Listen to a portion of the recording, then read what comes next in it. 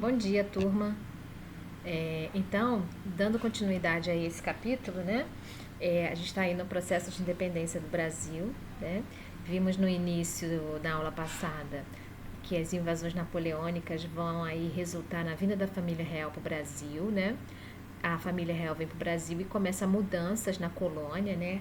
Rio de Janeiro, que é a capital, ela vai se transformar aí numa sede da coroa portuguesa, né? Com os melhoramentos que Dom João vai fazer aqui. E com isso, outros lugares outras províncias do Brasil vão ficar um pouco abandonadas, né? E vimos aí uma delas no Nordeste fará aí uma revolta na página 336. A partir de agora a gente vai dar continuidade a isso, né?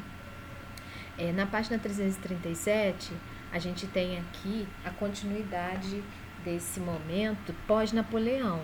Napoleão Bonaparte não está mais lá mas na França não tem mais essa expansão napoleônica, não tem mais o perigo de Napoleão, né?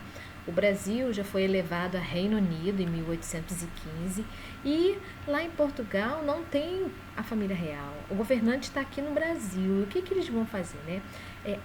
Quando se fala em corte portuguesa, são os políticos, né? A corte portuguesa são os políticos, né? Cortes de Lisboa, né? Então, em 1820, Napoleão Bonaparte não está mais no governo desde 1814, né? Em 1815, o Brasil é elevado a Reino Unido, então não há necessidade da família real voltar. Mas, em 1820, né, o governo português convoca uma assembleia conhecida como Cortes de Lisboa, essas cortes aqui que eu estou falando, né, que é o governo português, o objetivo de aprovar uma constituição. A gente sabe que nesse momento aqui o rei tem um poder absolutista, ele não obedece a nenhuma outra lei. Então, aquelas ideias da Revolução Francesa, né, vão se espalhar e vão chegar a Portugal, né? Então, esse grupo de governadores, de comerciantes, de militares, eles são adeptos das ideias liberais, né? Então, eles desejam limitar o poder do rei. E aí eles vão fazer uma revolução, chamada Revolução Liberal do Porto. A Revolução Liberal do Porto exige o retorno imediato de Dom João para Portugal, já que desde quando Napoleão não é mais uma ameaça, ele não volta. Isso, como eu falei, em 1814. Estamos aí em 1820 e Dom João não volta, fica aqui no Brasil. Então, essa revolução exige aí a volta de Dom João para Portugal. Então, ele vai ceder as pressões, né? Mas ele deixa o Brasil em 1821. Aqui tem uma aquarela, quer dizer, uma pintura de Debré, a gente já viu, né? A missão francesa. Debré é um francês que vem a pedido de Dom João fazer a pintura do cotidiano. Na aula passada eu mostrei algumas imagens da autoria dele, né? Então, ele vai aí aprovar algumas limitações do poder do rei, né? No momento em que há essa revolução do Porto. Então, Dom João deixa o Brasil, mas seu filho, Dom Pedro, fica aqui como príncipe regente, né? E as cortes não vão gostar muito disso, né? As cortes de Lisboa lá queriam que toda a família real voltasse, né? Então, aí é isso que está escrito aqui nesse parágrafo, não? Mesmo com o retorno de Dom João VI, deputados portugueses não aceitaram a permanência de Dom Pedro no Brasil, que também exigia o retorno do príncipe, que era herdeiro do trono português. Então, mas como Dom João também não queria voltar, mas foi obrigado por causa dessa revolução, né? Dom Pedro também não quer voltar, né? Ele não tem a intenção de regressar a Portugal, né? Visto que tinha estabelecido muitos laços políticos no Brasil. E o que ele vai receber? Ele vai receber um abaixo assinado, né, da população brasileira dizendo para ele não ir, para ele ficar. E o 9 de janeiro de 1822 é dito aí como o dia do fico, né? Ele fez aí um compromisso de ficar no Brasil. Ele não obedeceu às cortes portuguesas, né? Então, já está aí começando a configurar aí a independência do Brasil com essa atitude de Dom Pedro de ficar no Brasil. E aí, a gente vai para a página 340. O que temos nessa página, né? A proclamação da independência, né? Estamos aí agora em 1822. Relembrando lá que as cortes portuguesas exigiram a volta de Dom João VI e toda a sua família. Dom João deixa Dom Pedro aqui, que é o herdeiro do trono. As cortes exigem a volta de Dom João, exigem a volta de Dom Pedro. Dom Pedro não aceita, e aí ele passa a tomar uma série de decisões que demonstraram autonomia diante dos interesses de Portugal, né? Então, ele, mais José Bonifácio e também a sua esposa, né? Os três irão aí conduzir esse processo de independência do Brasil, né? Então, Dom Pedro vai criar um ministério aí, liderado por José Bonifácio, e vai aí convocar uma Assembleia Constituinte, né? E aí, o mês de setembro é um mês de muito desenrolar aí, de muita importância, porque Dom Pedro recebe uma carta reprimindo-o por suas ações e solicitando seu retorno imediato do país. Recebe uma carta de Portugal, né? O príncipe regente, porém, não aceitou as determinações e declarou oficialmente a independência do Brasil, né, em 7 de setembro. Para relembrar, o dia do fico foi em janeiro. E aí, ao longo dos meses, as tensões entre as cortes portuguesas e o príncipe regente aqui no Brasil foram aumentando, né? Até que em 7 de setembro ele vai aí dar aquele grito famoso, independência ou morte, né? Então, alcançado em 7 de setembro de 1822, às margens do riacho Ipiranga, Dom Pedro proferiu o chamado Grito do Ipiranga, formalizando a independência do Brasil. Em 1º de dezembro, com apenas 24 anos, o príncipe regente era coroado imperador, recebendo o título de Dom Pedro I. E aí o Brasil se tornava independente com a manutenção da forma monárquica de governo. E aí o rei não é brasileiro, né? O rei é português, mas ele foi aí o nosso primeiro monarca. Aqui a gente tem a pintura da sua coroação como imperador, né? Coroação como imperador. Mas será que ficou tudo bem? Dom Pedro deu independência ou morte e acabou? Não, né? Teve aí as guerras da independência. Primeiro, os portugueses não aceitaram aí facilmente a independência. Tem aí fortes resistências militares no Brasil, né, contra o regime de Dom Pedro I. Esses conflitos ocorreram em 1822 e 1823, ficaram conhecidos como Guerras de Independência. Quais são esses lugares que tiveram essa guerra? Bahia, Maranhão, Piauí e Grão-Pará, né? Então, essas pessoas, os portugueses desses lugares não aceitaram aí a independência, né? Então, na Bahia, os portugueses tiveram uma forte resistência à independência.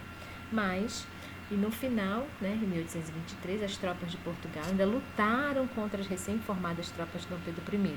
No dia 2 de julho daquele mesmo ano, após desgastes combates, os portugueses foram sitiados e ficaram sem recursos. Nesta data, eles abandonaram as províncias da Bahia. Então, houve aí uma guerra pela independência, né? Então, aí na Bahia, a data de 2 de julho é celebrada como símbolo da independência. A gente tem aqui uma comemoração em relação a essa vitória aí dos brasileiros, né? Virando a página aí na 342, a gente tem uma apresentação da independência, que é o quadro, né? Um quadro pintado aí pelo artista Pedro Américo. Então, é interessante dizer aqui, porque esse pintor era da época do romantismo, né? O nome do quadro é Independência ou Morte. O quadro está no Museu do Ipiranga, próximo ali onde realmente aconteceu aí o Grito da Independência. O quadro ele é enorme, né? Olha só, ele tem 4,15 metros por 7,60 metros. O quadro é uma parede inteira assim do museu, né? É um quadro enorme. Mas vamos analisar o quadro, né? Cadê o rio? Aonde está o rio? Não foi às margens do rio Ipiranga? Aonde está o rio? Dom Pedro estava saindo de São Paulo e fazendo uma viagem para chegar até o Rio de Janeiro com a sua comitiva. Será que eles estavam todos aí com farda de gala, a cavalos, né? Então, o quadro ele mostra aí algumas reflexões que a gente tem que ver em relação a fontes históricas, né? Essa é uma fonte histórica em relação à independência do Brasil, mas a gente tem que analisar outros quadros ou outras fontes escritas, né? Por exemplo, dificilmente Dom Pedro e sua comitiva estaria usando trajes luxuosos numa viagem de mais de um dia, né? Como apresentados por Pedro Américo, já que estava em uma viagem longa e cansativa. Também não se sabe certo se Dom Pedro realmente estaria carregando uma espada naquele momento, pois foram encontradas fontes afirmando que ele carregava uma carta ou um chapéu.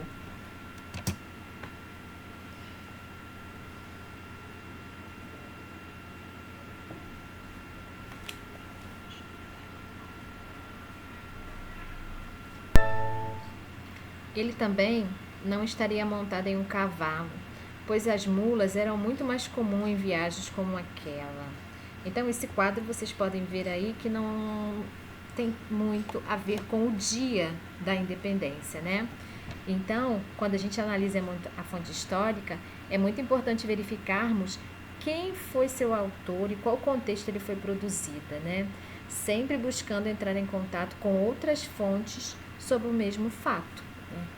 Então, apesar de ser um quadro oficial da independência do Brasil, ele não retrata exatamente o que aconteceu naquele dia, né? Por esses motivos que a gente acabou de ler aí, né? Então, a próxima página é um resumo, assim, né, dessas independências que a gente viu até agora da América Espanhola e agora da independência do Brasil, né? Então, esses modelos de governo desses países independentes aí, né? Então, tem muitas particularidades. Cada região ficou independente por interesses particulares, né? A gente teve aí grupos de escravizados no Haiti que lideraram a independência. A gente teve uma elite crioula na América Latina que liderou aí a independência da Argentina e da Venezuela, com aqueles dois nomes importantes, né? Que é Simão Bolívar e San Martín. No Brasil, a gente tem um membro da família real que vai oficializar a independência, né? Então, há uma liberdade dos escravos no México, no Chile, na Colômbia, enquanto no Brasil ainda continuava o regime escravista, não mudou nada, né? Então, para a população mais pobre, que não participava da política, que não estava integrado no que estava acontecendo no Brasil, de um dia para o outro, do 7 de setembro de 1822 para o 8 de setembro de 1822, continua a mesma coisa. Um país escravista, um país elitista, um país agrário e um país com um governante português, né? Então, o Brasil só vai acabar com a escravidão mesmo no final do século XIX, já com Dom Pedro II, né? Outra coisa interessante é que a maioria dos países da América Espanhola adotou aí a reforma republicana e de governo, enquanto no Brasil, vocês viram lá, né, a imagem do rei sendo coroado, a gente tem um regime monárquico. Então, toda a América Latina, todos os países que se formaram na América Latina, eles adotaram uma república e o Brasil adotou uma monarquia, né? Então, a gente tem aí, foi uma emancipação, foi uma independência, mas uma independência com os moldes monárquicos, né? A gente tem aqui uma imagem de Dom Pedro I, desculpa. Logo atrás, o Pão de Açúcar, claro, porque esse Rio de Janeiro era a capital do Brasil. Tem uma coroa aqui, por quê? Porque é um regime monárquico, né? Então, não houve mudança nenhuma pós-independência do Brasil. Como eu falei, vou repetir, continuamos um país escravo, continuamos tendo um governante português, continua com uma elite que governa o Brasil aí, um país agroexportador ainda, né? Dependente principalmente da Inglaterra, né? Não houve mudança nenhuma nesse sentido. E aí na página 346 a gente tem o que eu estava acabando de falar, ó. No entanto, a mão de obra do Brasil no final do período colonial era predominantemente de origem africana. Essas pessoas trabalhavam nas lavouras e nas cidades, exercendo atividades diversas. O trabalho era extremamente desgastante e essa população não possuía nenhum direito, pelo contrário, sofria com as punições desumanas e injustas, né? Então a mão de obra continuou sendo escrava. Com a independência, a situação do grupo social não sofreu alterações. Os povos indígenas não foram considerados cidadãos nem foram citados pela legislação do Brasil independente. Os escravizados, por sua vez, continuaram vivendo no mesmo regime de trabalho escravista durante praticamente todo o período colonial. O Brasil ainda seria marcado pela escravidão e pela exploração das populações de origem africana. Então é isso, né? Então agora vamos fazer aí as atividades que restam aí desse capítulo, ok? Até a próxima aula.